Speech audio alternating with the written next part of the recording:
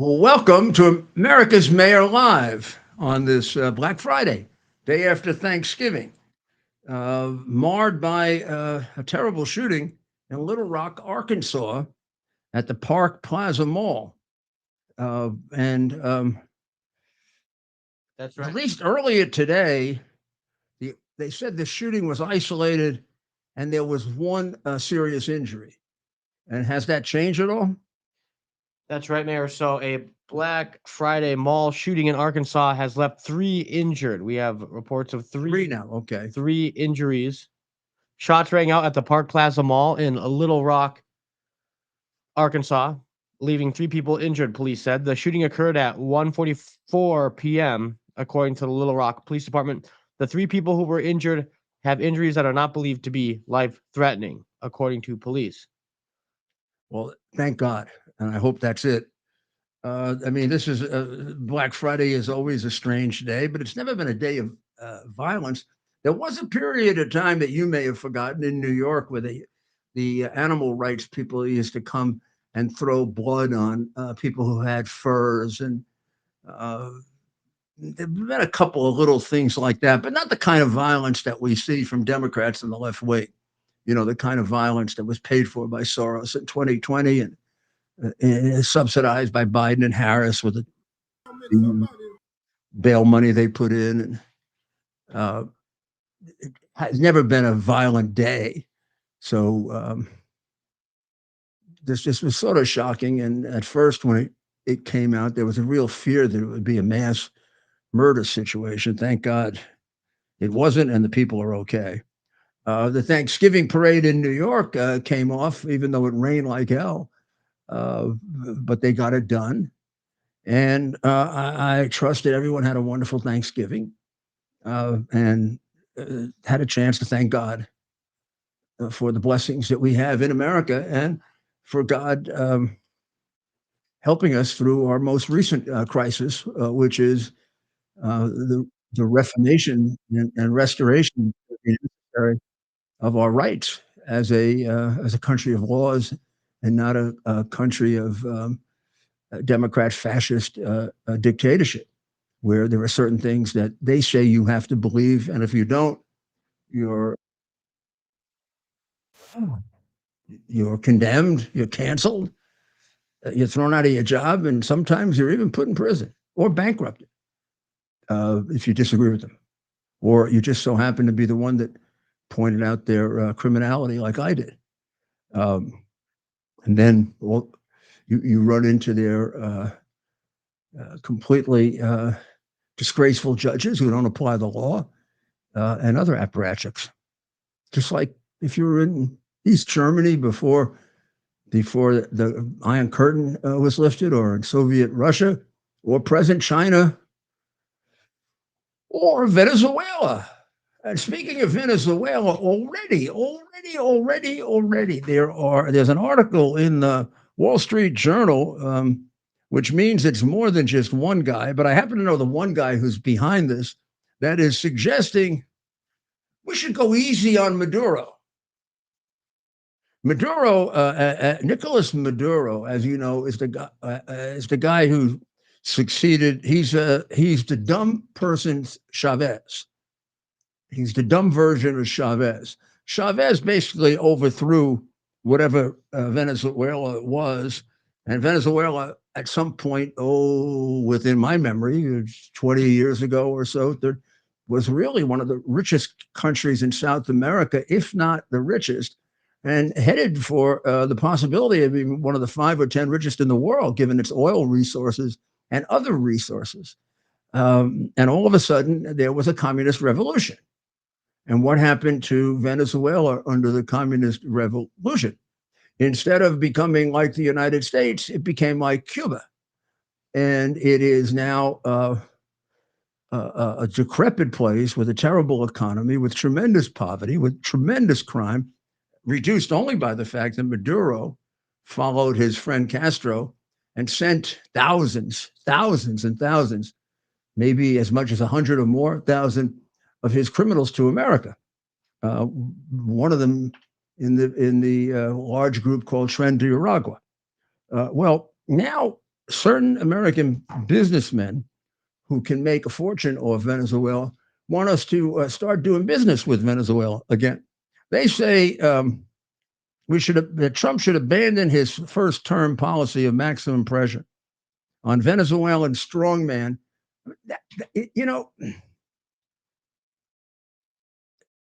Journalists are so damn dishonest. They are so damn dishonest. He's not a strongman. He's a dictator. He's a homicidal dictator. He's a dictator who kills people. That's who he is. Now let's see who the reporter is. Patricia Garrett and Kajal Vyas, whoever the hell they are. Strongman? Stick it up your strongman. He's a goddamn murderer. That is a murderer, and a stupid murderer at that. The guy was pissing in his pants a few years ago when he was almost overthrown. He's killed lots of people. He's destroyed his country. It's hard to distinguish between the Venezuelans who come here, who are very decent people running away from him, and the Venezuelans who come here who are let out of these institutions that are killing people left and right. Well, a Florida billionaire who used to be a friend of mine and a big donor to me, although I have to say when I ran for president, he was a donor to me, to John McCain, to Hillary Clinton, and major league donor to Charlie Crist. And his name is Harry Sargent III. And Harry wants us to do business with Venezuela out of the goodness of his heart. Because global oil terminals will make a fortune if we do. The hell with the national security of the United States. The hell with having a communist dictatorship on our doorstep. The hell with trying to get him overthrown, even though he just cheated completely on an election.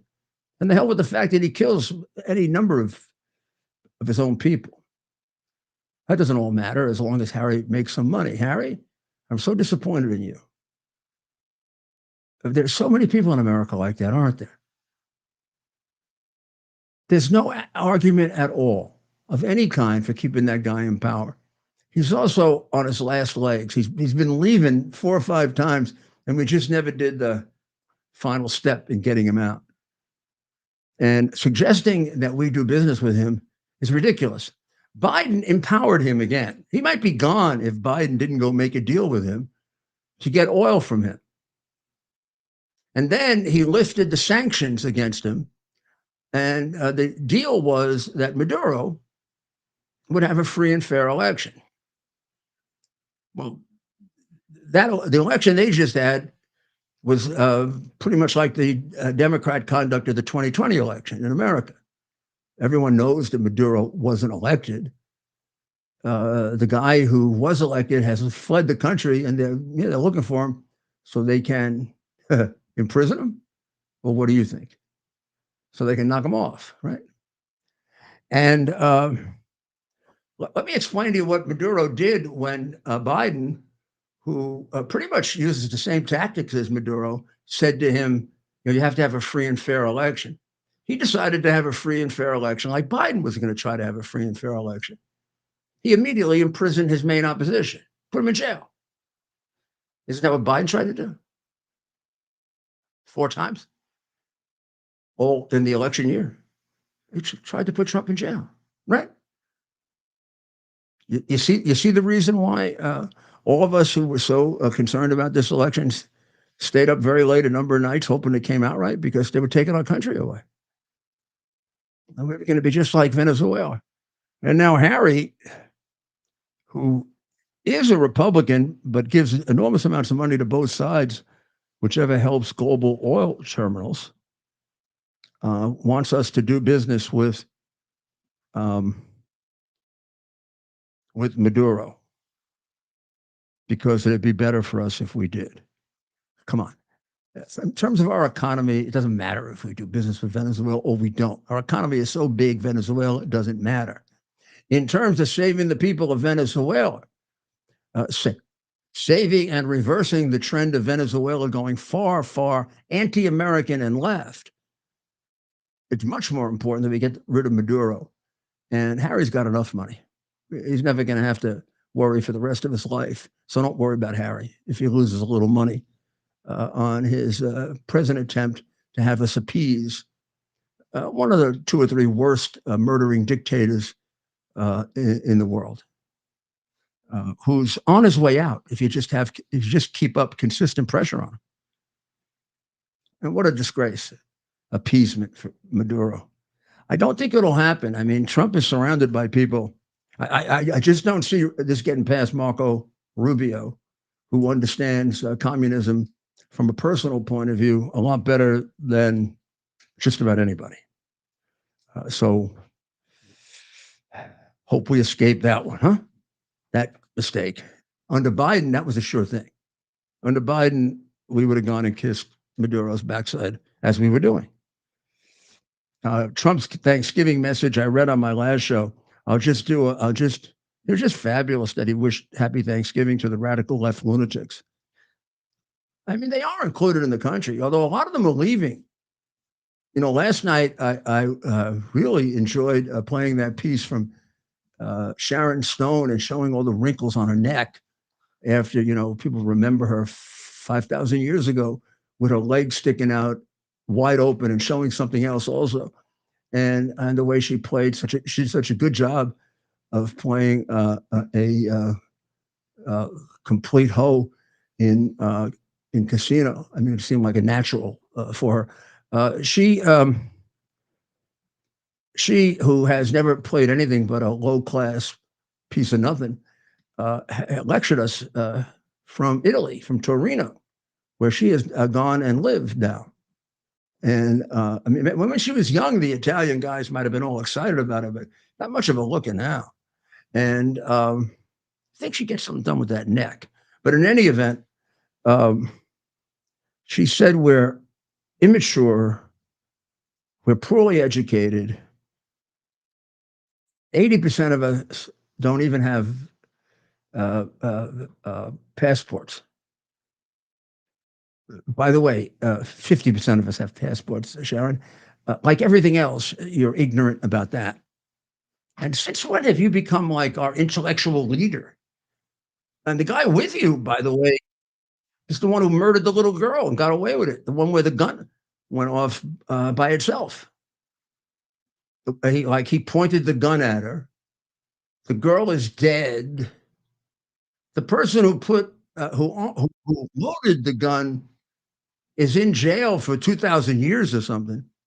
And you, Mr. Democrat, because you're a part of the golden circle of crooked Democrats, you're free to go around to big gold festivals. Well, that girl is in a grave because of you, not the gun.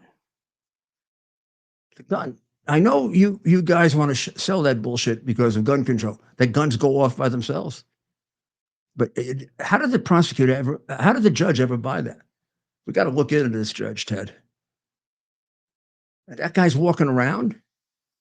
How about some accountability for killing that girl? Baldwin says Americans are really uninformed about reality.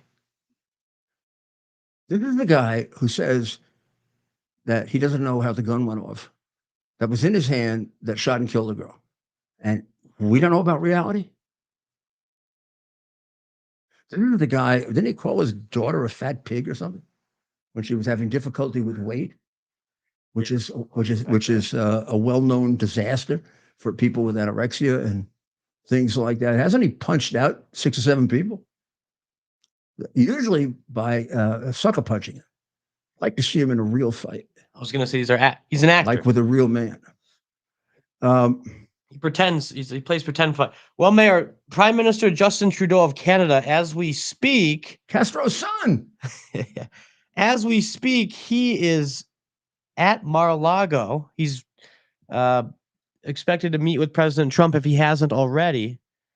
And he's apparently very nervous about this potential 25% tariff on all imported goods from Canada. So since we take 60% of their oil, and quite frankly, we don't need any of it.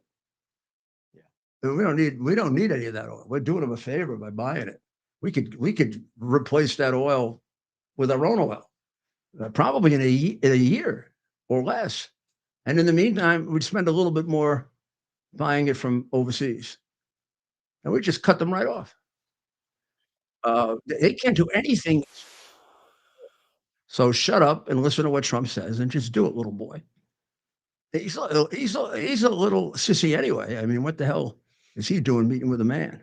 So he arrived at Mar-a-Lago, we're told, about an hour ago. Did he bring his wife with him There's to take some care of him? footage of his motorcade making its way onto How many the cars property. does he have?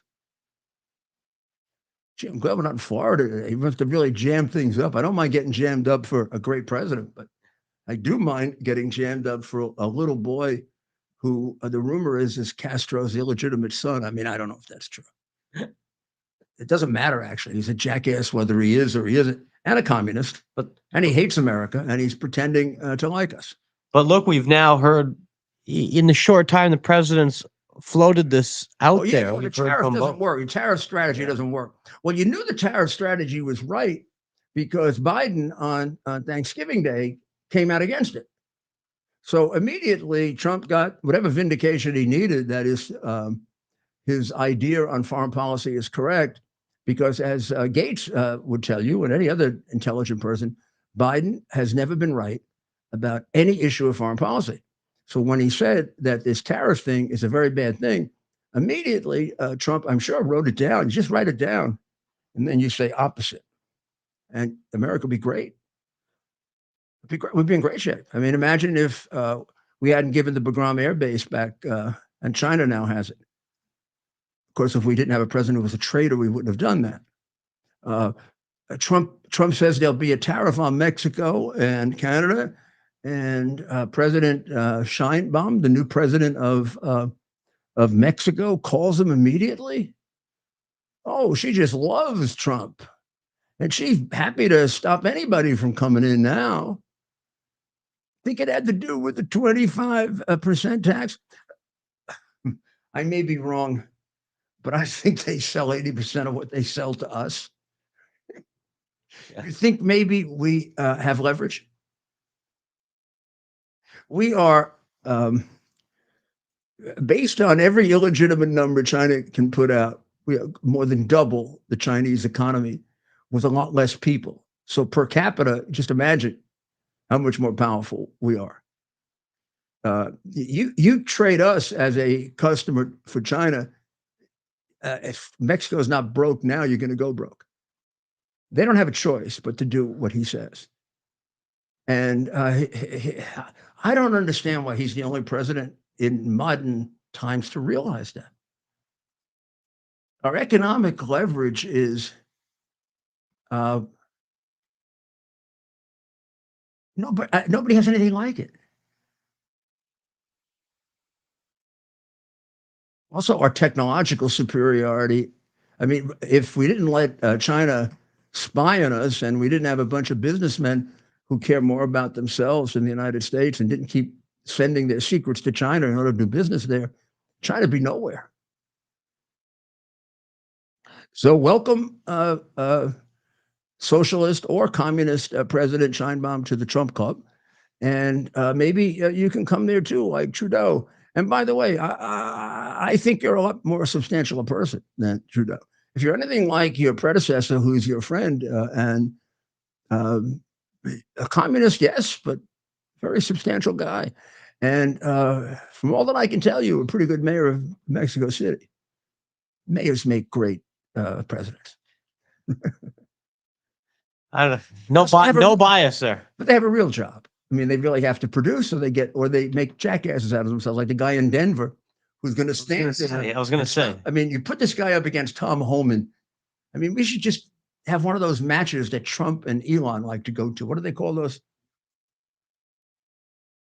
UFC. Yeah. Between Homan, what's the name of this? Is it Johnson or something? What's the name of the mayor of Mike? Mike. Let me get this.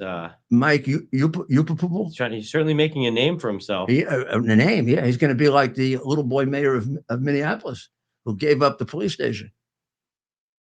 Denver mayor, he is prepared to get arrested. Oh, good. I like people who are prepared to get arrested. Mike Johnson. Yeah. Didn't I just say that? He's prepared to get arrested for what? To protect the trends. Yeah, we're gonna bring this up.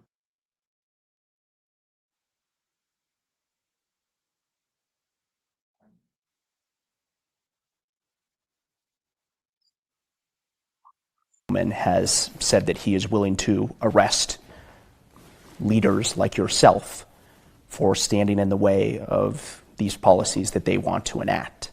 Would you be willing to go to jail for these things? Yeah, I'm not afraid of that. And I'm also not seeking that. You realize how biased and stupid the reporter is? I don't know if Johnson's stupid or not. For policies, go to jail for policies that they want to. It's called enforcing the law, you nitwit. They would arrest him because he's obstructing the enforcement of federal law. By the way, and trying to grab some people who are killing people in Denver. 15 of them were just arrested in New York to put the lie to the fact that the lie that guy told and Feliz Navidad, his co-conspirator governor. Is this him? Is this? Well, let's hear. This is Tom Homan's response to the mayor. Here's the mayor. I think we will see Denverites and folks around the country who will nonviolently resist that. Look, me and the Denver mayor, we agree on one thing. He's willing to go to jail. I'm willing to put him in jail. On one thing. Me and the Denver Nonviolently resist that. Me and the Denver mayor, we agree on one thing. He's willing to go to jail. I'm willing to put him in jail. Did she go crazy? I think we will see Denverites and folks around the country who will nonviolently resist that. Me and the Denver mayor, we agree on one thing. He's willing to go to jail. I'm willing to put him in jail. I think we will see Denverites and people for violating the law. Yeah. I know. We're back to you. My money's on Homan. What do you say? Homan against Johnson Saturday, next Saturday night. We need a little time to arrange it at Madison Square Garden. Trump and Elon Musk in attendance. I'll be the referee. We can have two referees. You have a Democrat ref, Schumer and me, and then Schumer and me could go at it. Yeah. I think Republicans would be 2-0 in that one. I think that's fair to say. Safe to say. Schumer is the guy. Well, never mind. I shouldn't say that. But I mean, Schumer and me will be the referees, and actually, we'll fight it out first for who the referee is. 99 out of 100 times, you just give me the Republican and Democrat candidates. I'm picking the Republican in a potential. You're gonna go with that sissy boy against Homan, right? But just think about it. You could just say, Mayor, I got two people. I got a Republican run for office and a Democrat. Hand-to-hand combat. Sometimes people say that and they're boasting. Tom's not boasting. The guy's for real. I mean, he's a real agent. He was a real agent. He's been in life and death situations. I know Tom. You don't want to mess with Tom. And not only that, he's right and the other guy's wrong. These guys should be in jail for sanctuary city. Yeah. I mean, sanctuary city is illegal. Just think it out for a moment.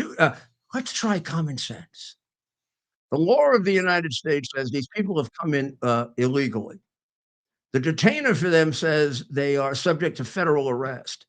And you tell your law enforcement officers to deliberately hide them. Right.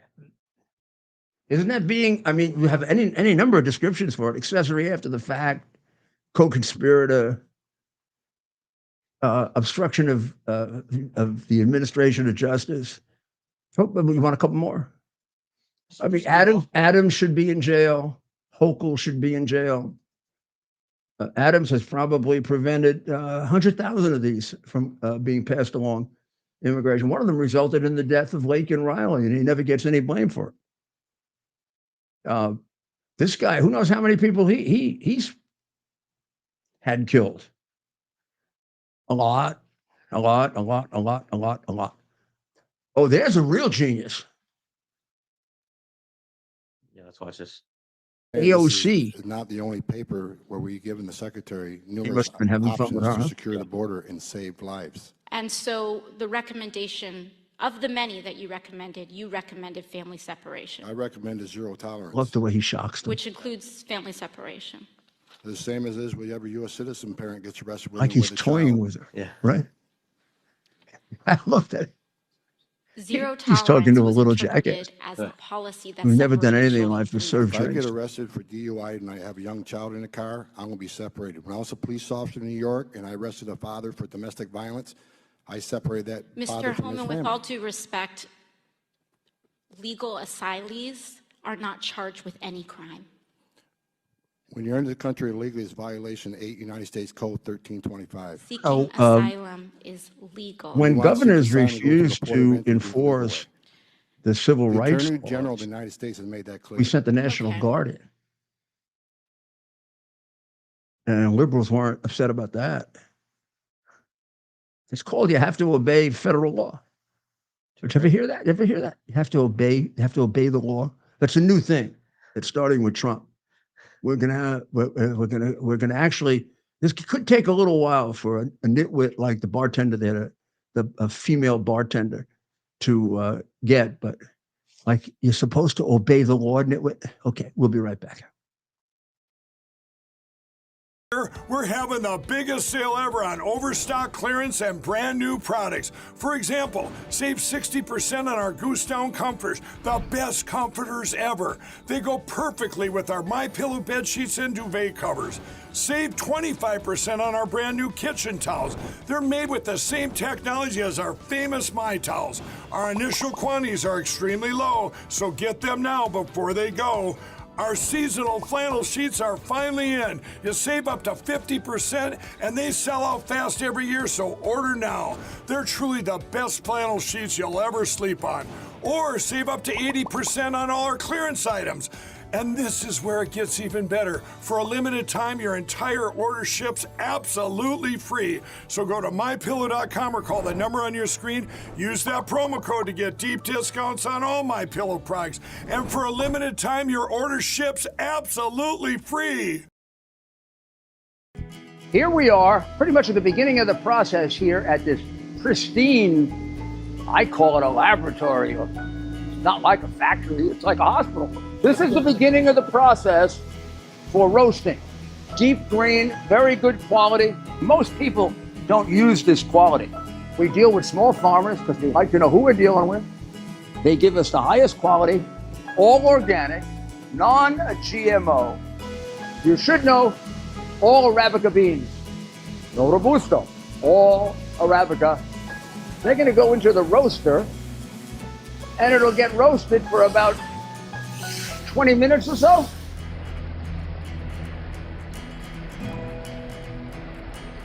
Oh my goodness, look at these. My goodness.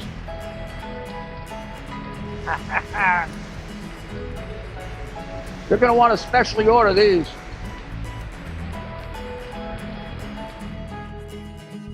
This is what goes into Rudy's coffee.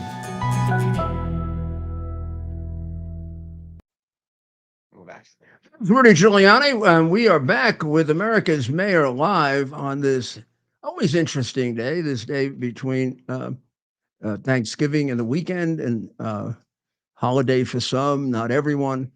Ted, do you think that the stores are more crowded today or tomorrow? Because today there are some people that still had to work. Not everybody has a holiday on Friday. I'd say probably half. As I remember New York and the traffic at the rush hour, it's about half, but it's not non-existent. So I was in the city yesterday just for the day. Mm-hmm. Not light traffic. I was able to get from LaGuardia down Always is to Midtown on they Thanksgiving clear Day. out. Yeah. They clear out on what? I mean, the the biggest day of the year is Sunday for travel in New York at the airports. The others are Tuesday and Wednesday night. And Tuesday night, I don't know, Tuesday and Wednesday. Thanksgiving Day is like, if you're going to travel, the time to travel would be Thanksgiving morning. And that's what I did. And it was very easy. When I lived in Washington, D.C., and my parents were in New York, and I would come up for the holidays for them, I would get, first time I tried it on a Wednesday, believe it or not, I was joining Ken Caruso for Wednesday night dinner at Rayo's when when I could go to Rayo's before I put the guy who owned it in jail. And it took me like 10 hours. I never got there because I was on the highway for 10 hours. What day? Like the Wednesday. The day before. The day before. Then I tried the Tuesday by airport. That didn't work. So I got up at 5 or 6 on Thanksgiving morning, Christmas morning, or Easter morning, whatever. And I was in New York 4 hours later. And there was no traffic. The traffic didn't start until about 10 or 11 o'clock. So I wasn't sure, Mayor. I actually thought about asking you if I could take the car, but my concern was, how would traffic be once I got down there? And then how would traffic be driving back Thanksgiving night? It would have been tough. Back would have been tough. Going down might not have been too bad. So I took the train back. It depends and on that where was you easy. went. If you went like really, if you got up at 5 and you ended up in New York before 10, right? That's what I wasn't sure, because wouldn't you But hit if the you parade waited traffic? until 11 or 12, then you'd get everybody going to see grandma.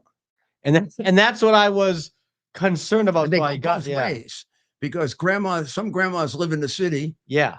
And some grandmas live in the country, or the country. I call it the country. It's a suburb. Westchester County. Westchester, Nassau, or Suffolk. Yeah. So you can go either way here. More of it would go out and then back. But you'd also have a little coming in. Because of the parade. Also the parade, right. But the weather, I think, freed up a lot of everything. The weather would cut in half the number of people at the parade. You're talking to an expert here on these things. I know. You're the foremost expert. I used to get paid for doing this. That's right. So I should have had this conversation with you Wednesday. 2 or 3 days before the parade, we started, or even before that, we started looking at weather reports because we had a whole bunch of rules that were written because somebody got seriously injured because of the wind. And based on the wind, we would regulate with Macy's was part of it, whether the balloons could fly and at what height. At what height, yeah. And when you start to get up in even 15 miles an hour, it becomes a little question. When you get over 20, you're in deep trouble. So I think those balloons were probably down pretty low yesterday. You think? The NBC doesn't cover the parade. NBC covers the fake performance that's done in front of Macy's, which they make like a Broadway stage. And by the way, most of the people that perform aren't even in the parade. They show up for their performance so they can sell their Broadway play or movie or NBC show. That's the real parade. That's where it starts. That happens to be the Museum of the City of New York on the left. Right behind it is the very, very famous Museum of Natural History that is now a sacrilegious place because they removed part of the statue of Theodore Roosevelt because it contained 2 youngsters, an African-American youngster and a Native American, helping him. And they said that was racist. Exactly what was racist about it, I don't know. Are these 2 NBC? So this would have been from that's old 1995. Times. Oh, that's old times. 95. Yeah. So I was the mayor then. I was at that. You're probably. What did you do for the parades? Policed it. You were regulated the marshal. They had. I was only in it once with Joe Torre when the Yankees won the World Series. I've forgotten which one, but it rained all day. But I was there all the time. I was in charge of it. I would call it off if I had to. But of course, we work with them on it. Of course. I was there with my police commissioner all the time. Every year. And my kids. That almost looked like Andrew when I used to do exactly that with Andrew. I used to put him on my shoulders so he could see all those balloons. Are we looking at the 95 This parade? is 95, yeah. So that Andrew saw that parade as a baby, and Caroline. And I did too. So we, our tradition, we'd get up and watch the parade. What TV. you're watching right now is the beginning of the parade. And this is much better to show than what they now feature on NBC. This is a real parade. This is on West End Avenue, coming down south toward Macy's, and it passes residential apartment buildings.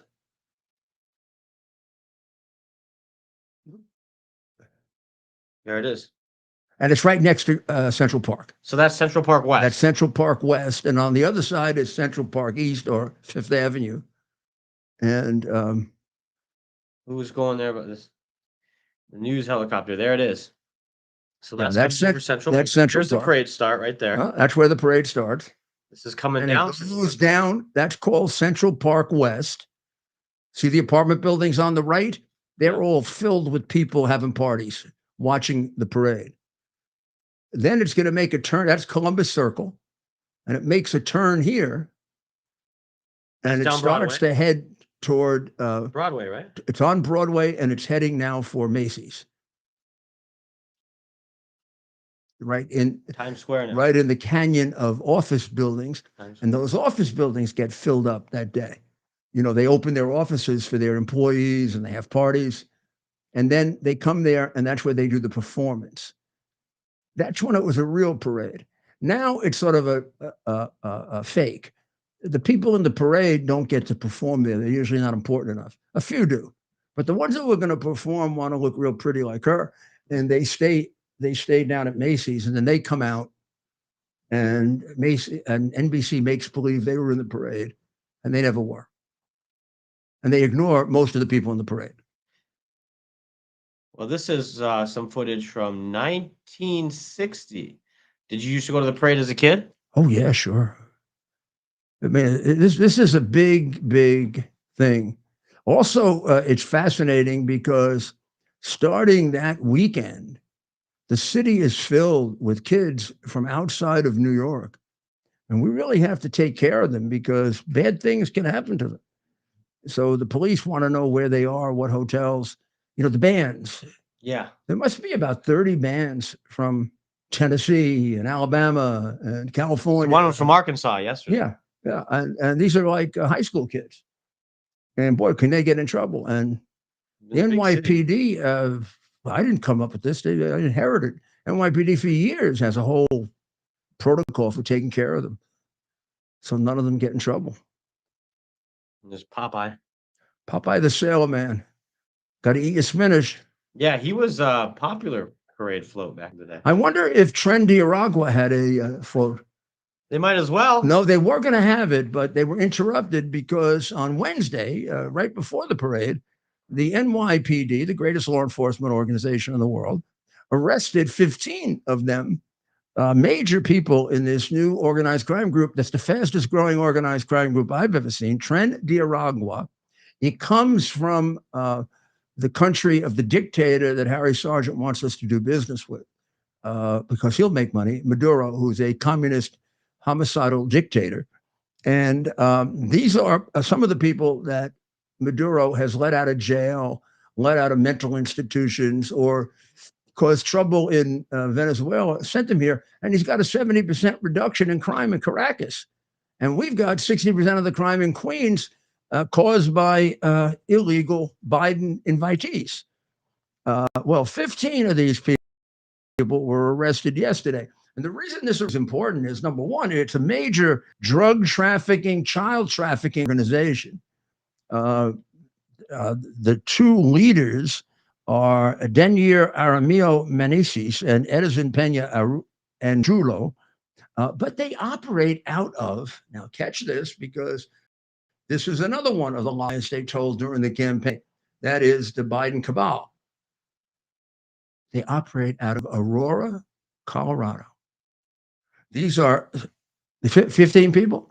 Some of them are the people you remember seeing in the video when they were assaulting the apartment building in Colorado and trying to take it over. And the people were saying they were taking over apartment buildings in Aurora. And Governor Feliz Navidad and Mayor Communist Johnson said it wasn't true. And they even got the police to say it was exaggerated.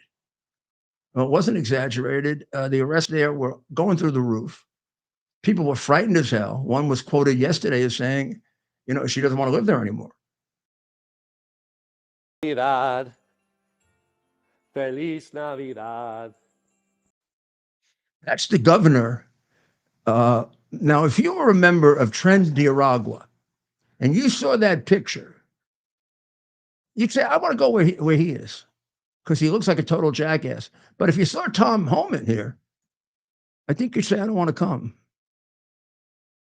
So now the Mayor Johnson, who says that Tren de Aragua is like a fiction of our imagination, although 15 just got arrested. That's all. Also, Ibarra, who killed Lake and Riley, was a member of Tren de Aragua. Go tell her family they don't exist, Mayor. The mayor wants to stop Tom Homan and Trump from coming into Denver and arresting them, the Tren de Aragua people and the other illegal aliens. And he says he's going to prevent them from doing it. And he'll even be arrested. We haven't played for our folks here Tom Homan's rather terse response, have we? For this show, we have not. Okay. Do we have it? Yeah, we're going to play that here. I was suggesting on my earlier show that we have an extreme boxing match. We did play this, actually. Sponsored by Elon Musk and... we did play this. Play Sissy Boy for a minute. Country who will nonviolently resist. I think we will see Denverites and folks around the country who will nonviolently resist that. Look, me and the Denver mayor, we agree on one thing. He's willing to go to jail. I'm willing to put him in jail. Look at the reaction. Oof. I think we will see Denverites and folks around the country who will nonviolently resist that. Look, me and the Denver mayor, we agree on one thing. He's willing to go to jail. I'm willing to put him in jail. Are they making psychiatrists available to snowflakes? You need to. After that election. Now, none of that interview, by the way, if you listen to it carefully, gets across the point that the guy's violating the law. Because the law doesn't count. They're Democrats. It doesn't apply to them. So this arrest was a big arrest. 15 of them in New York. I don't know if they're going to be prosecuted in New York or in Colorado. It doesn't matter. I mean, both cities are, New York is a Democrat communist dictatorship. And it's a Supreme Court system where you try these people in the 4 of the 5 boroughs is run by the Democrat Party bosses. So, I mean, all they do is put these people back on the street. Most of them have a history of getting arrested in New York. This is the history of the man who killed young Lake and Riley. Got arrested 3 times in New York. Let out 3 times by New York Democrat hack-appointed judges, which is a definition of a New York Supreme Court justice in Manhattan. None of them reported immigration. As a result, he was free to go to Athens, Georgia, paid for either by Adams or Biden, or both. They gave him a nice plane ticket. I don't know if it was first class or not. I think Adams used to get... He demanded it. Well, if it was Adams, he'd have been first class. But maybe he does first class for them. He was trying to get, in the worst way, as many migrants there as possible so he could give out big migrant contracts. Why do you think he wanted to give out big migrant contracts? I mean, I don't know. That's what they're investigating. We'll find out pretty soon. So the guy went down to Athens, Georgia, and killed her. If the law had been followed, the law that Tom Homan is trying to enforce against that absolutely silly mayor, worse than silly, I don't know what they are. He's going to stand and stop the government from enforcing the law? He should put him in jail. He should be in jail running a sanctuary city in the way they define it, which is to defy federal law. So should Adams. So should the guy who thinks Nixon created poverty in Chicago. I mean, you can't believe how off the wall these people are. They're like Harris. You see her drunk the other night? Last time I saw her like that, she was sitting at a bar with Gretchen Whitlas. That's right. Trying to pick up some guys, right? You gotta find that video. That was like a campaign ad. In order to get votes, they did a typical bar scene that recreated what it looks like when women are trying to get a man to pay for their drink at a bar, and they thought that was going to get the men's vote. I mean, That really evokes something else in some men, not votes. Well, this is, yeah. Oh, there she is. Oh, there she is. Miss Thank Word you. Salad. Back at you, brother. Back You at you, are brother. such an Yeah. extraordinary leader, and we have become lifelong Happy friends. that we lost. I And just, how in much did front we of everyone. spend, Kamala? How much did you give Oprah? A lot. How much did you give Sharpton? $500,000? But Oprah got, what, 2 million? Right. There was a big question about it. Oprah get $1 million, and people in the campaign were denying it because she got 2.5. Tells you a lot about Oprah too, right? Maybe a little bit exaggerated, her generosity and goodness of spirit. They had to pay a company 2.5 million for the jerky thing she did for her. Very interesting. Very interesting. So Abbott is going to send the buses to the detention centers that Homan's going to build. They're going to send them right out of the country rather than sending them to New York so that Adams can do multi-billion-dollar contracts and give it to his friends. Question is, did any of it come back to him? I don't know that. I suspect. Mayor. U.S. Navy Corporal and Sheriff's Officer Lori Wood adored the camaraderie of her law enforcement family and being a part of the law enforcement community herself and something bigger than himself. Having the opportunity to educate and mentor aspiring law enforcement officers and the impact that this would have on the next generation of professionals was very, very rewarding. And Lori took great pride in what she did. One day, while going over drills with recruits at the academy, Lori fell from the roof of a mock village. She sustained a T10 and T12 burst fracture, leaving her with paraplegia. Her recovery was initially very difficult as she learned to navigate her new normal, but she remained resilient, maintained a positive outlook. Thanks to supporters like you, the Tunnel to Towers Foundation gave Lori's son Gavin the gift of a specially adapted, mortgage-free smart home.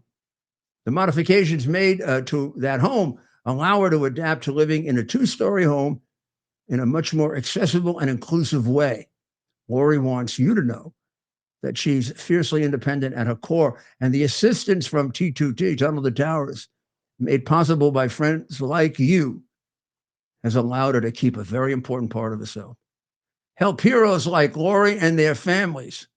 Donate $11 a month at T2T.org. That's T2T.org. It occurs to me one of the things we should be thankful for are having people like Lori. And the other thing we should be thankful for is that idiot that just showed up on the screen did not become president. This is the organization. This is what the New York City Police Department sees from the organization that the little idiot mayor of Denver and Feliz Navidad says really doesn't exist. They just happen to have these. You see, but these are really a problem because, as Alec Baldwin has proven, these go off by themselves. They do.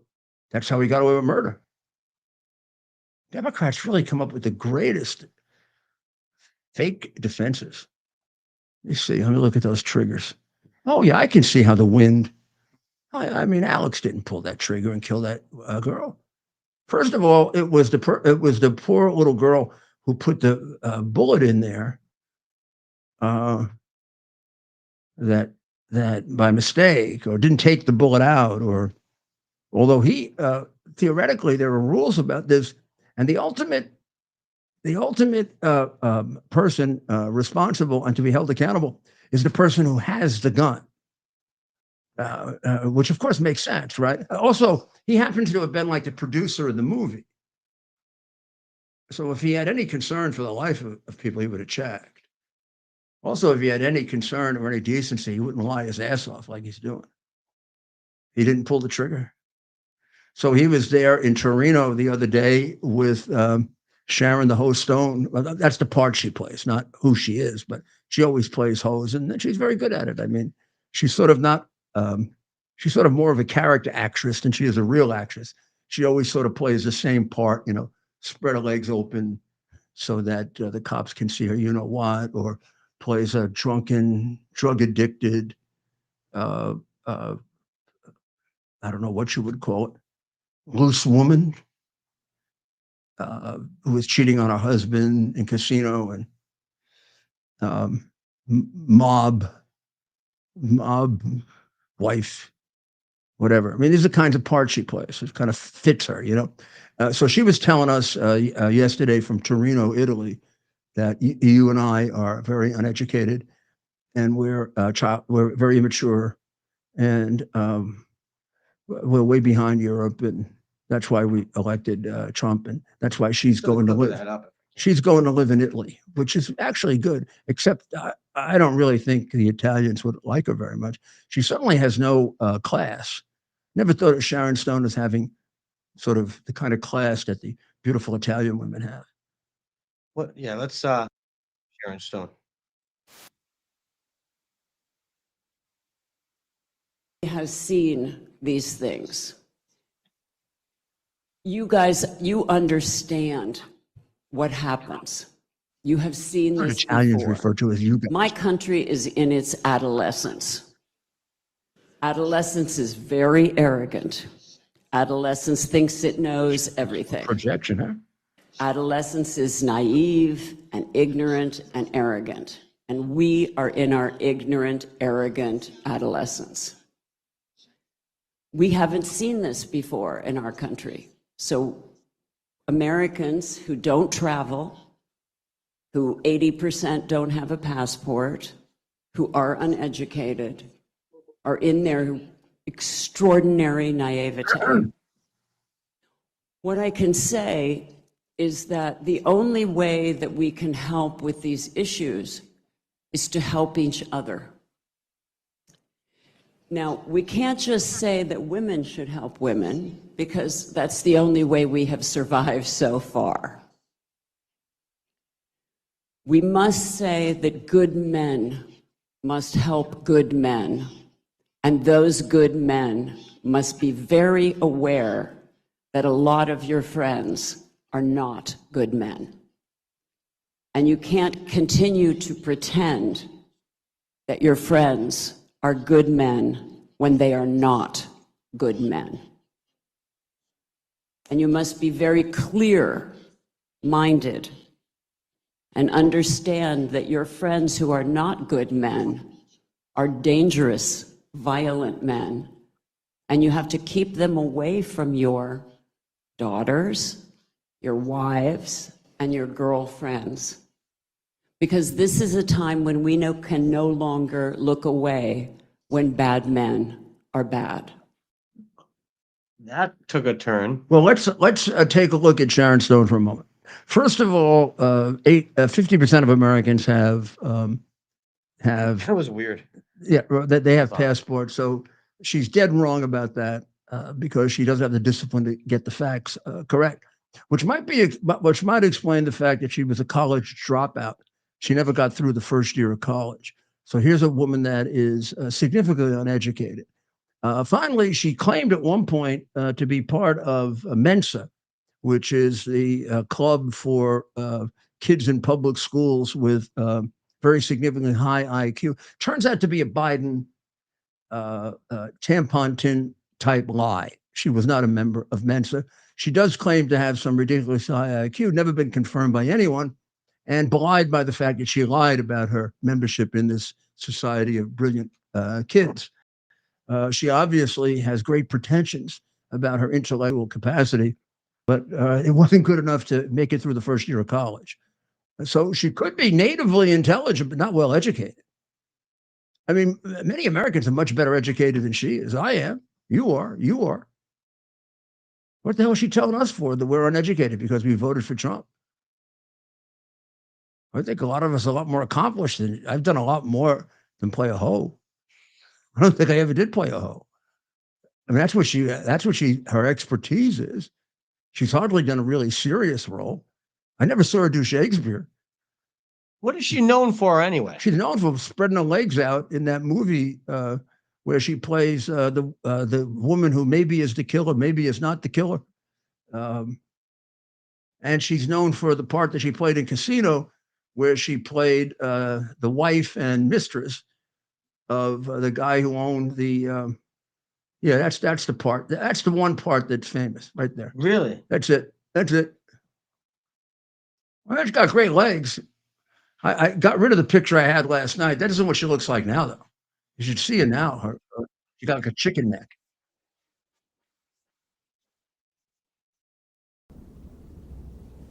I don't make any rules, Nick. That's her claim to fame. This? Yeah, she played a. Did you kill Mr. Boz, Mr. Ramel? I'd have to be pretty stupid to write a book about killing and then kill somebody the way I described it in my book. I'd be announcing myself as the killer. I'm not stupid. We know you're not stupid, Mr. Ramel. Maybe that's what you're counting on to get you off the hook. Writing the book gives you an alibi. Yes, it does, doesn't it? But the answer's no. I didn't kill him. Tries to play someone who's an intellectual, Do too. you use Maybe drugs, she's got a Mr. problem. Ramel? Maybe she's got a problem with this, that maybe she's very insecure. But I mean, I don't feature the idea that, I mean, she wants to leave America, great, but go attack us in Italy. That's ridiculous. That's ridiculous. Italians are not going to love. Does she even know Italians love Americans? They're not going to like her. It's just the whole thing is at one time when she looked like that, a certain number of Italian men would turn their heads. But nowadays, she looks like an old lady. Well, I also don't, you become successful off of this because of the country that we live in that allows you to become extremely rich off of acting, playing a part. And then she goes and slams us, and it's just bizarre. Yeah, she was a big name actor have here. all these pretensions to intellectual whatever, and they don't do the hard work of scholarship, of study, and she quit college. She was a kind of a half-baked college at that. So what does it say, Mayor, that Hollywood came out for Kamala, as they always do for the liberal, and they lost? Basically tells you that they call us stupid because they are projecting, because they're stupid.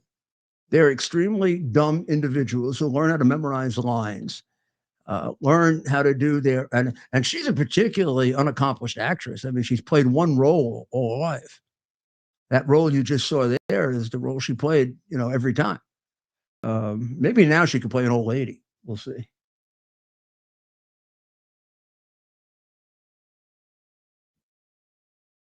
I'm trying to take a look here at anything else about her that might explain. She has some serious illness. Well, that's too bad. Well, while we do some more research on this Sharon Stone person, we'll hear from our sponsor, QUX. You, yes you, who has questioned everything and wonders if this is how it is all supposed to be. I invoke you, an invitation to a new universe, running along separate timelines of success and self-determination. Inside our new intergalactic network, the future is yours. Take it. Welcome to the Portal Universe, where the future has yet to be determined. A new universe you create, where you can fully express yourself, discover new worlds, buy and sell privately, free from technocratic interference and big government control. Technology is already being used to track, control, and enslave humanity. The further we go down this path, the more dystopian reality becomes. But it doesn't have to be this way.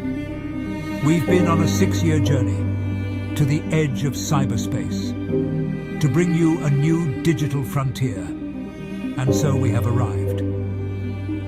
With post-quantum encryption, we've monetized the imagination outside the 4 walls of space-time, locked within hidden dimensions, where artificial intelligence cannot go. as your spirit is free to explore the inner depths of what it means to be. This is a continuation of the cognitive revolution, where humanity wins. That which was made to enslave can no longer reach you. Wake up. This isn't a dream or fantasy. This is a new beginning. Are you ready? The intergalactic network is fully operational. All you need is your portal. We welcome you. Go to QUXNow.com. Your future awaits.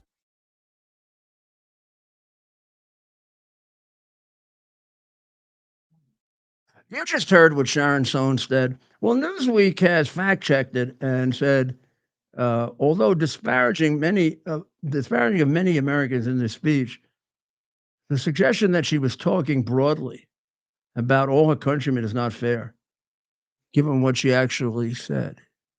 You think that's correct? Oh, and by the way, they point out that she said that 80% don't have passports.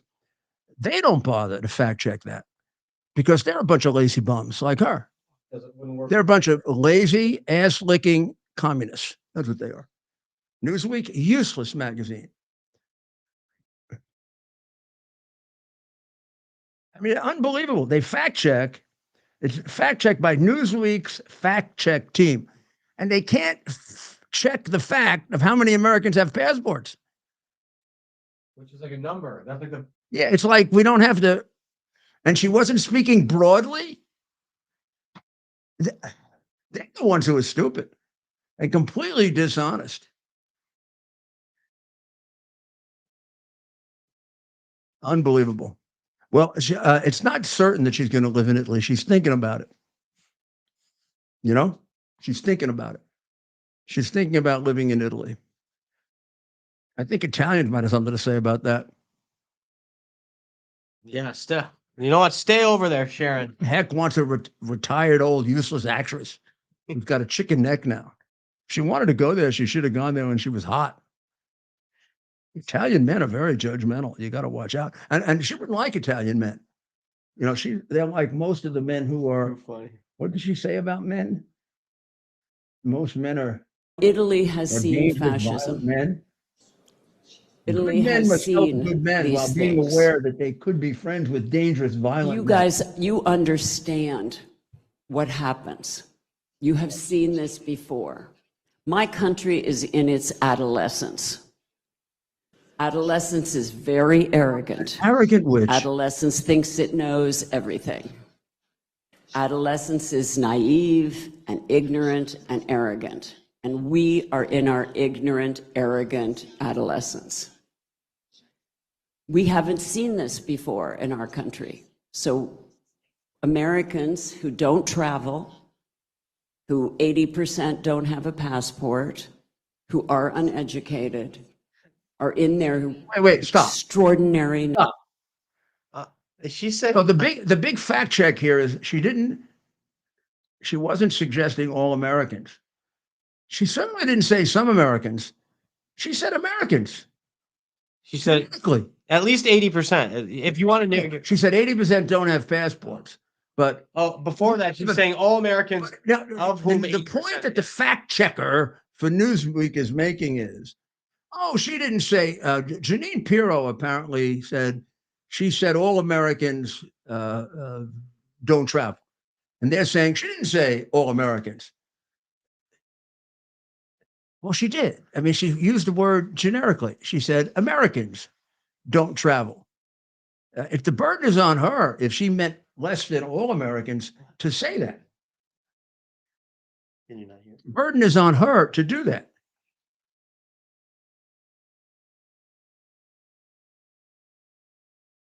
Let's see. Naivete.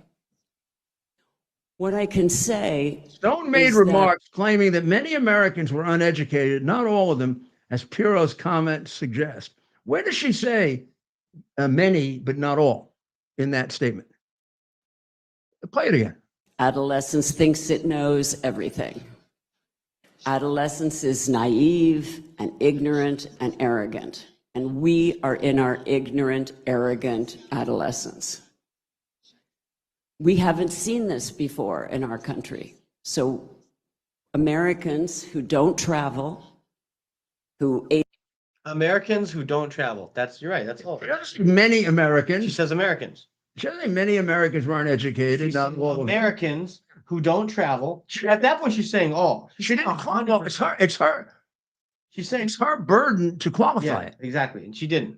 So you're right. She was saying Americans. Some, not all. So, and in any event, they got a straight fact that they don't have to lie about, and they don't even check it. Yeah. Come on. She says Americans, and then after that, she's describing all Americans. I mean, they haven't who don't travel. They got a circulation of about 100. I don't know when they're going to stop. This is Newsweek, right? Not Newsmax. Yeah. Newsweek. Yeah. Yeah. I don't think I've read Newsweek in about 20 years. I don't read Time, even though I was Man of the Year. I was thinking of turning it down. I think they once made Hitler Man of the Year. And I was thinking, well, but I felt that the people of the city might feel bad if I did that.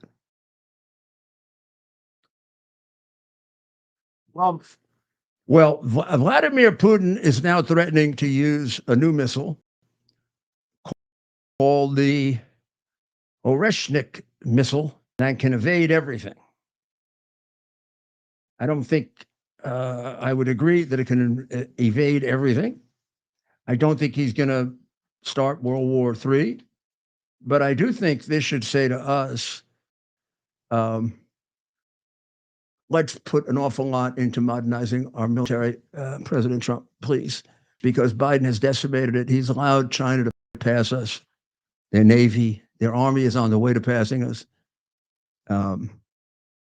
We stopped development of a new radar system that would be able to pick up the hypersonic missiles. I don't know why the hell we did that, unless we were doing a favor for China so they could attack us. We gave up an air base 400 miles from China. We made ourselves a lot more vulnerable than when you were in office.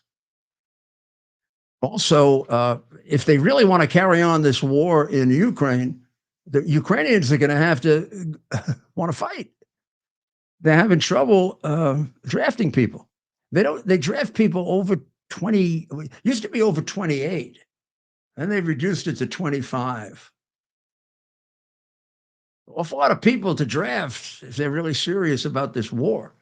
They're getting a lot of money for it.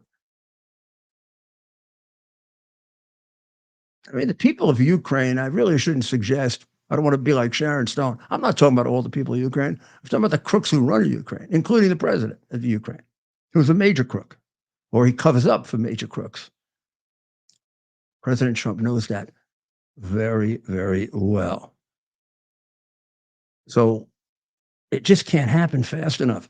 Russia is now suspected of basically sabotaging cables in a number of places. Back in November, the way they do it is they use large tankers. They drop the anchor, which is 1,000 pounds or whatever, and then they rip the cable with the anchor. So they did in November 1718. They ripped the cable between Sweden and Lithuania. Now, Lithuania is a major target of Putin because it was once part of the Soviet Union, although never a part of Russia. You got to make a distinction here. Ukraine was part of the Russian Empire, rightly or wrongly. Lithuania was a separate Baltic country. And then when the communists and the Roosevelt administration gave Stalin the opportunity to take Eastern Europe, he grabbed Lithuania, as he did Poland, Czechoslovakia, then Yugoslavia. I mean, he came right up to Romania. I mean, he had all of Eastern Europe right into a part of Western Europe. We gave it to him.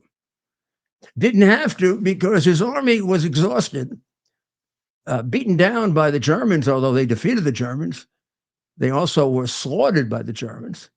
And we had a nice, fresh, patent army that went through France like it was just taking a vacation.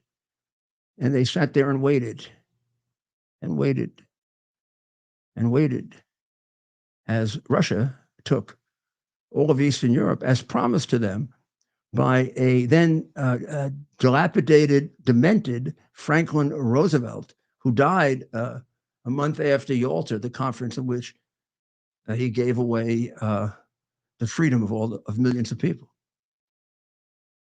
Why we put him in the great president category is only because we're subjected to Democrat, socialist, and communist propaganda. So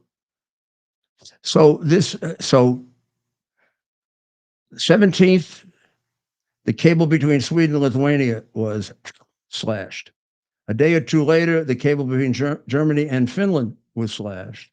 And just yesterday, a Chinese flag vessel with apparently a Russian crew called the Yipeng 3 bulk carrier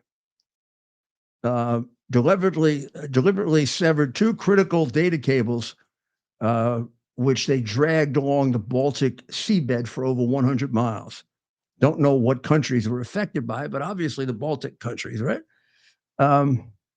They have now been cornered, and they're being the ship is being detained in a port in Norway by the Norwegian Navy, part of NATO. And the theory is that this is a Russian operation, even though it's a Chinese flag vessel, that China is not involved in this. Now, that could be true or not true. China does a much better job of infiltrating NATO, Eastern Europe, the World Health Organization, and is often taken off the hook for things because they have spies. And they have many, many more than China, and they're many more than Russia, and they're much better at it. So I would not take that at face value that it's definitely Russia on its own doing this. And I suspect that it's connected to what they did the other day in London and the other disruptions that they're causing in order to flex their muscles and frighten everyone that they're going to that Putin's going to destroy the world. In our analysis of how to end the Ukraine situation, let's not get too romantic about Putin. Another murderer, massive murderer, a murderer even before he became. I mean, he's a murderer who became a politician. A lot of politicians become murderers, but he was a murderer who became a politician. Reminds me of that line from The Godfather when Michael says to Kate, my father was no different than the presidents and the politicians and the generals. And Kate says, oh, your father and his people are murderers. And then he looks at her and he says, well, now who's being naive, Kate? Like they don't murder. Not all of them. Some. I think you know. So there's a ceasefire with Hezbollah, and it's a ceasefire in the sense there isn't major fighting going on right this minute, but there is shooting going on. I mean, they just can't help it. Apparently, Hezbollah grabbed a bunch of Israelis, either killed them or roughed them up. Israel bombed the place that did it. So it's a ceasefire with some firing. It's not going to last long. It's certainly not going to last.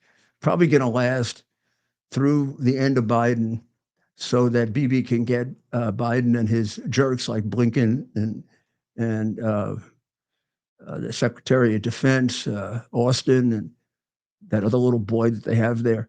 And he can just kick the hell out of Hamas and finish that job, because I think Biden is incapable, or that entire administration, concentrating on two things at once.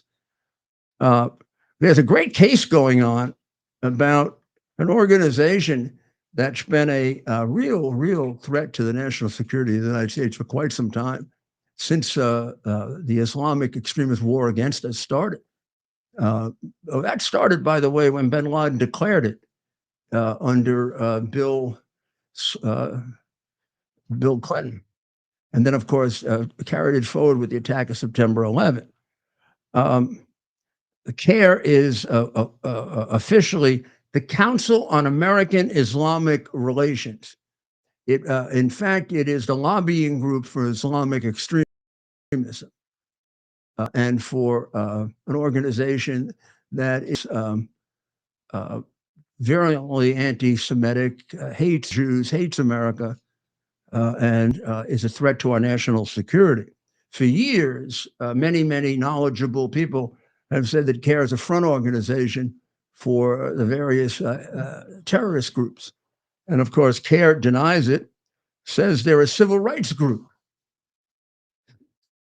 However, they got a little too excited on October 7, 2023, when Hamas, a acknowledged official terrorist group, focused on children and women to kill in Israel, not soldiers, and went into Israel with a plan to kill women and children and kill 1,200 Israelis. And in that particular case, the civilians were the target and the soldiers were the collateral damage. What Israel gets accused of actually is going after the soldiers, and the civilians are the collateral damage, usually caused by Hamas. So the head of CARE was very happy about October 7th. He said he was happy to see people breaking the siege by taking children and killing them in front of their parents, by taking children and raping them, by taking hostages, including Americans, you traitor, hostages, and killing Americans. The head of CARE. At that point, CARE should have been, all their records should have been subpoenaed, including who donates to them. Instead, however, this very brave woman named Lori Sarova, who was a former employee and board member of CARE and probably had enough, this is kind of a complicated situation. She made allegations against CARE that CARE was basically funded by foreign entities and terrorists.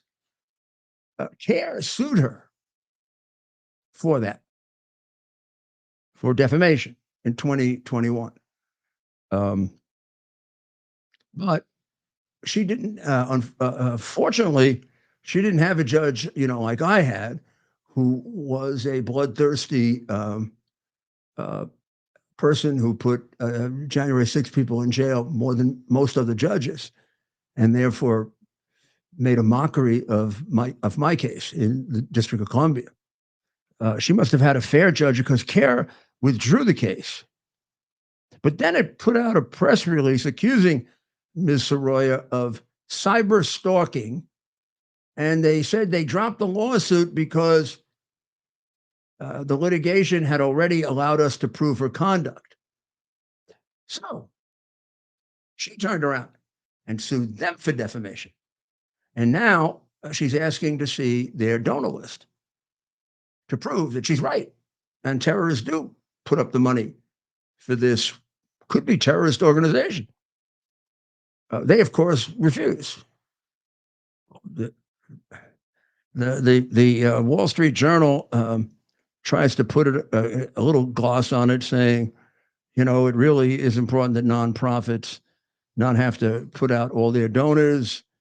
The Supreme Court has said that they have a certain right to do that because it can chill association. I think CARE has so often been on the side of terrorists that we're not talking about a civil rights organization any longer because they're talking about a civil rights organization. So, Magistrate Judge David Schultz said, in short, CARE's press release has opened the door to litigating because, they're the ones who defamed her and thus discovering the merits of the 2021 litigation. The judge granted Ms. Soroya's request for her employee file and the donor data. Of course, they'll take it up on appeal, and who knows what left-wing judge they'll get, but hopefully they'll get a fair judge, and we'll find out, is CARE part of a terrorist network or not? I have my own thoughts on this. imagine you can guess what they are, huh? Rich Lowry is celebrating for Thanksgiving that DEI is DOD, that DEI is dead and ending. And I think he's right, but within the deep state, it's not. So there's another article in the Wall Street Journal laying out all of the grants given by NIH to DEI organizations based on racism, which they disguise as DEI, but it really is because of the race or the gender of the group getting the money, and it's hundreds of millions of dollars. That is. University of Michigan did a study of DEI that it basically come to the conclusion that it's made universities and corporations that use it, that it's taken organizations that weren't racist and made them racist. And it's led to tremendous problems for them. Also, Rutgers University just did a study and said that it contributes to an extremely prejudicial, hostile atmosphere, and for punitive responses against those who don't follow the party line. These are two universities that came to that conclusion. The University of Michigan has received $250 million to incorporate DEI into its program in order to divide us. So there's a big job here. There's a big job here for Jay Bhattacharya, who will run NIH. But boy, is he up to it. He's the guy who took on the pharmaceutical industry, a great ally for RFK Jr. And I mean, Rich's article is great, and I agree with him. A lot of corporations have done away with DEI, 27 so far. There still are some who use it, and it's ingrained in the government. There, it's got to be pulled out. You just can't wish it out.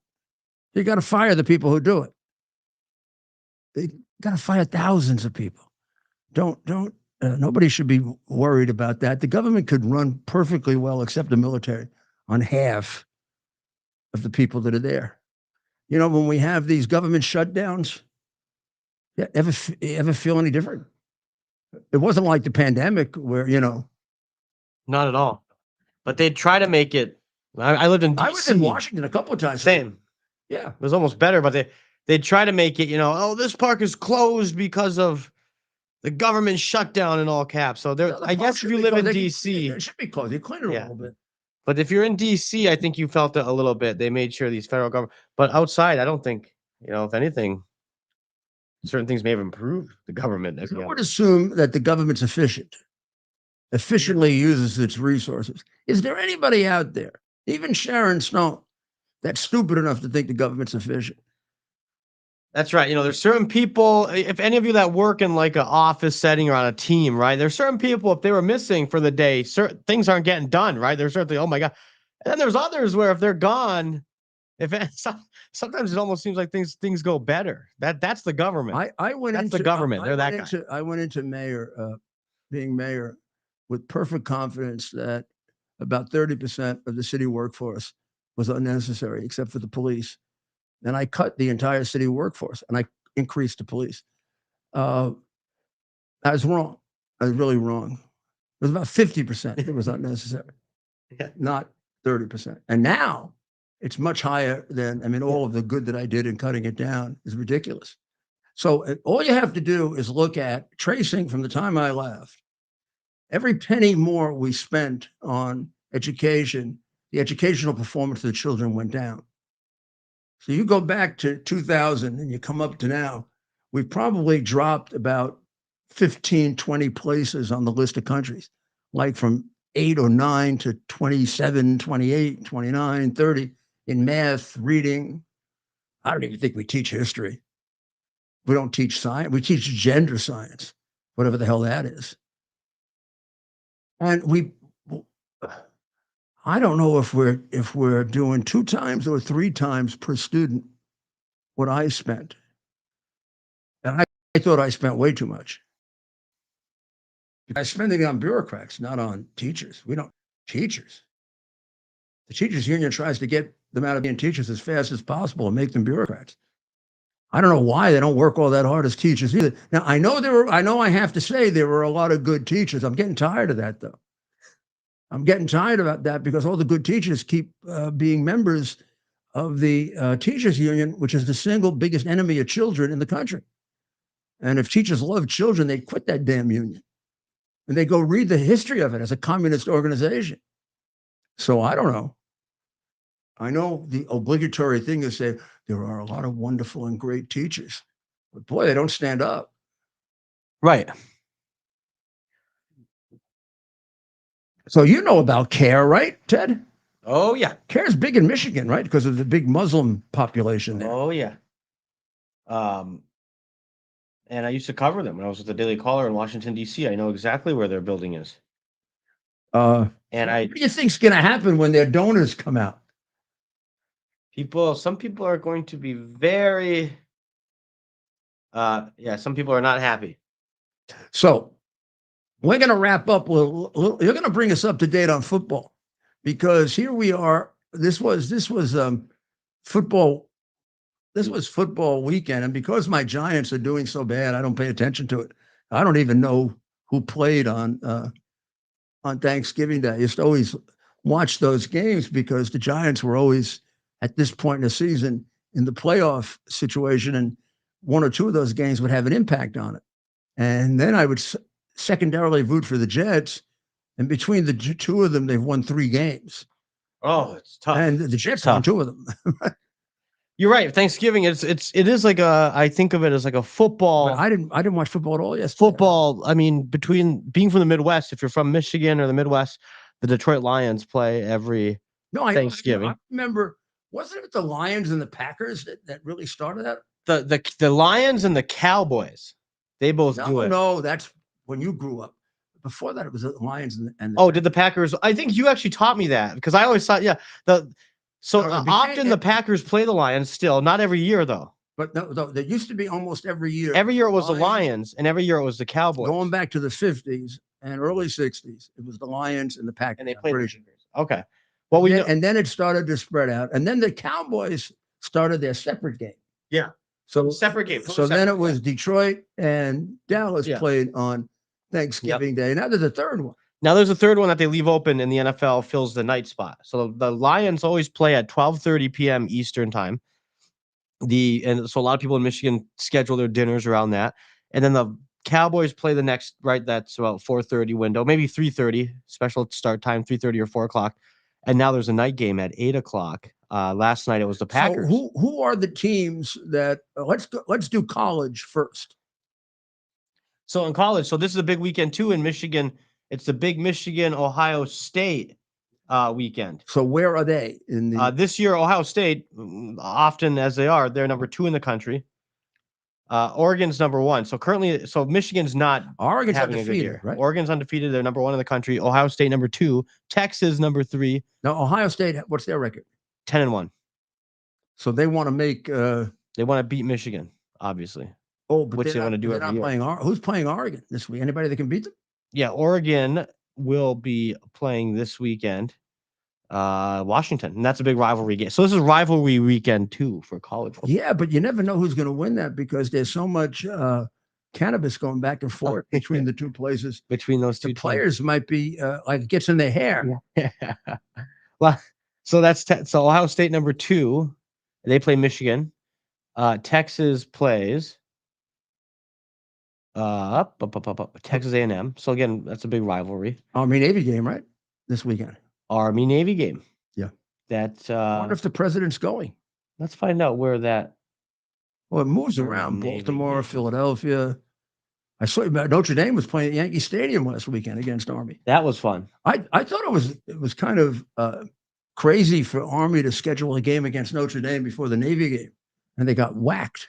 So that's not till mid-December. We got some time for that. That's right. When is it? That's December 14th. Well, that late. It seems later than usual. But but it gets its own window. That's what I remember about that game. It's always there's not, No, not always. It used to be played the first Saturday in December. Okay.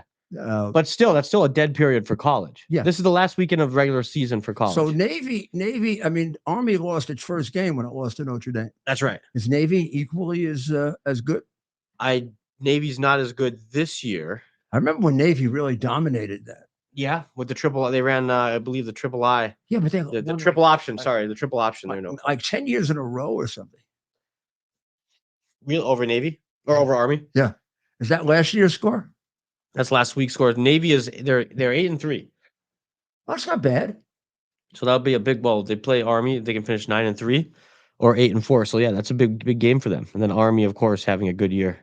Army could get a bowl bid if they win. That's right. They probably are going to get a bowl bid, even if they don't win. Yes. They've played some. Have they played some decent teams? They play again. They play University of Texas San Antonio tomorrow, and then they play Navy. So they're not done playing. Now, who does Navy play? And Navy looks like they just got the Army game coming up. I don't think they have a game this weekend. Let's see. When I went to the Army-Navy game with President-elect Trump in 2016, it was the second. It was the first Saturday in Baltimore. In Baltimore, yeah. I was supposed to go to that game. And that was when Navy was running its streak. But I think Army started winning around that time. They did. Take a look, see if they won that I've game. worked for some candidates that were John James, who you know. John James. I was working for some candidates who were Army guys. So I remember them winning because it was a big deal. By year, let's see here. Army Navy games scored. So you want to know what the total is between the two of them? They have played 124 times. The Army has won 55 and the Navy has won 62. And there have been 7 tie games. Yeah, so you're right. They have moved around a lot. The Navy has a 7-game spread on them, which can be hard to overcome because they go back, they go back and forth quite a bit. Army won last year. Army won the year before. So last 2, and that was at Gillette and Lincoln Financial. Sure, they both started 4-0. And the last time they did that was 1945. Wow. Well, Mayor, that'll be a lot of football this weekend. And then in Michigan also, in a lot of states, high school football they're having their state finals often today. They're both ranked for the first time since 1960. Wow. Right now. Navy's ranked? Yep. I know Navy had just that one loss. Maybe that was their second loss. Let's go back and look at Army record.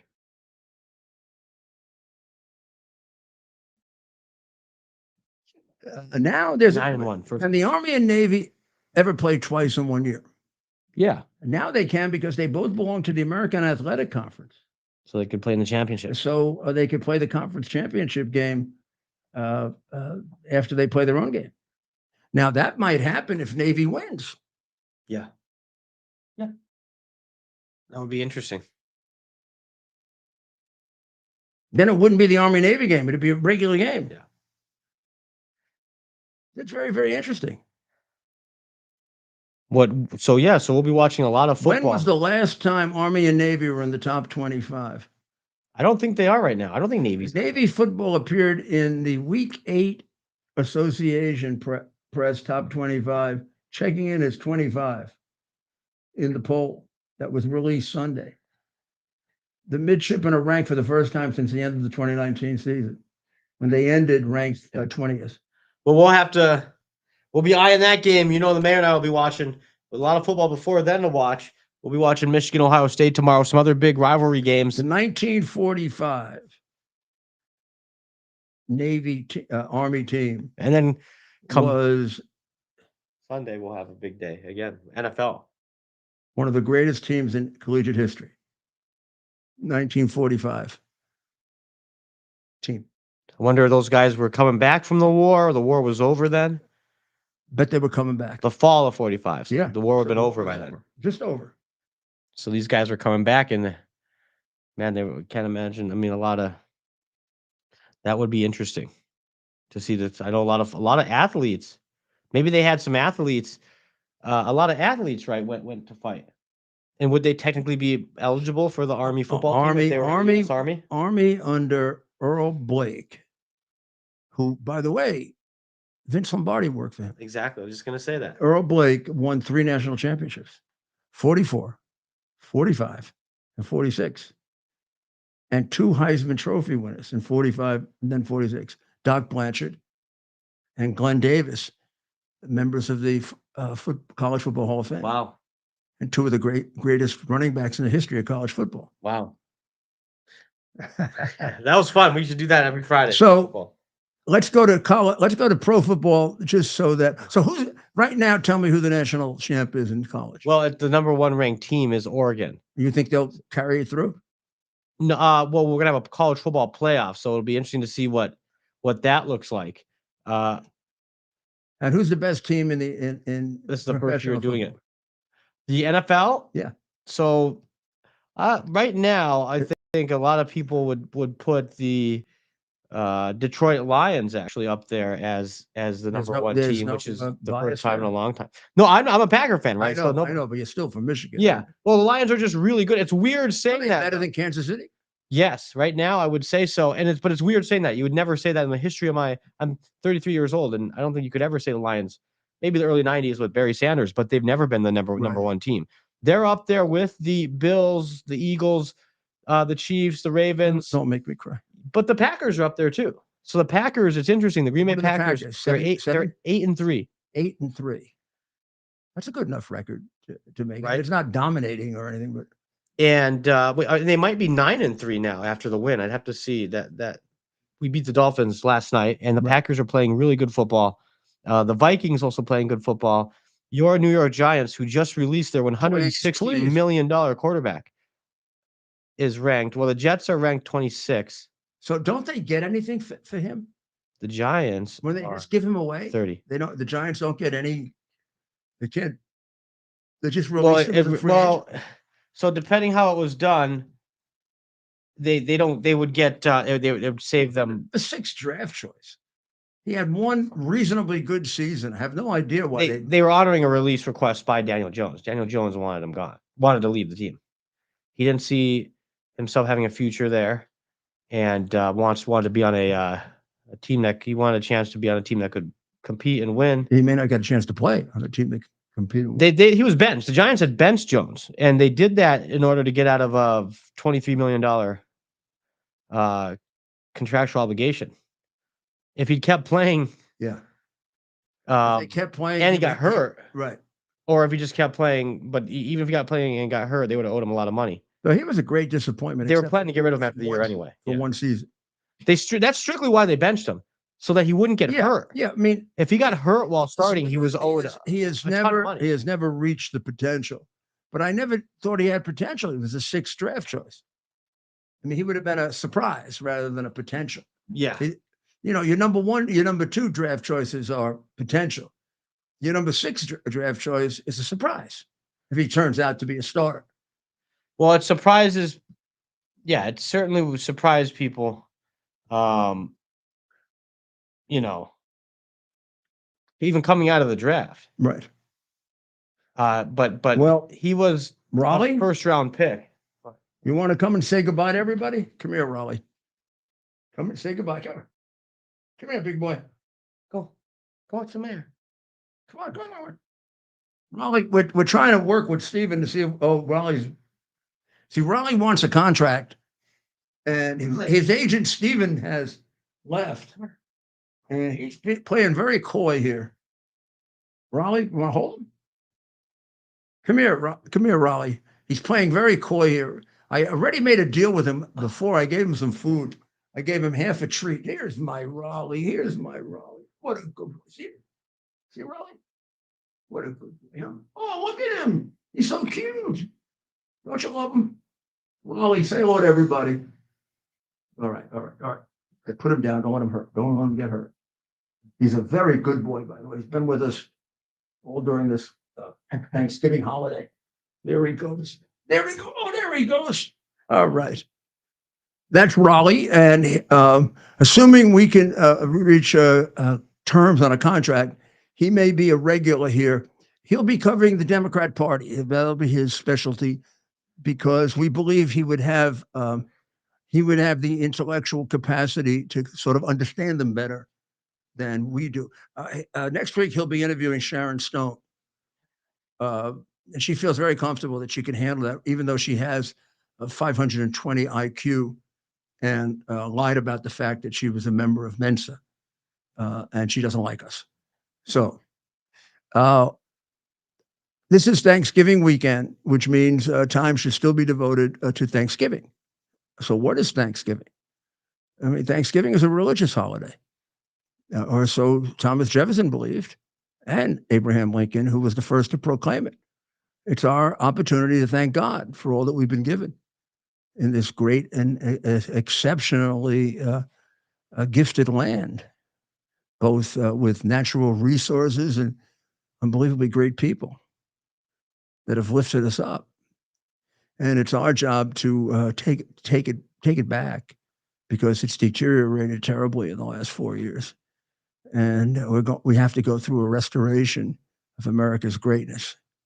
And the beautiful thing is, different than last year's Thanksgiving, we have something to be thankful for, because it's begun. And it's in our hands now to do it. And I know we will. And I thank God that, as he always seems to do, at the very last minute, he gave us the wisdom to realize what was necessary. So thank God for America. And God, please protect all those people who are at war or who are living in dictatorships and under communist rule or fascist rule. And keep blessing us, and we'll try the best we can to help everyone and to help the rest of the world. I thought John Kennedy's words that on earth the work of God is truly our own was a great explanation of our ethical responsibilities. So have a great weekend. Enjoy your family, enjoy sports, enjoy the leftovers. Come back on Monday at 7 for the Rudy Giuliani show, and then at 8 for America's Mayor Live. And who knows what the heck's going to happen this weekend. God bless America. Bear the principle of common sense and rational discussion to the issues of our day.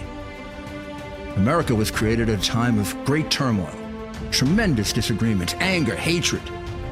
There was a book written in 1776 that guided much of the discipline of thinking that brought to us the discovery of our freedoms, of our God-given freedoms.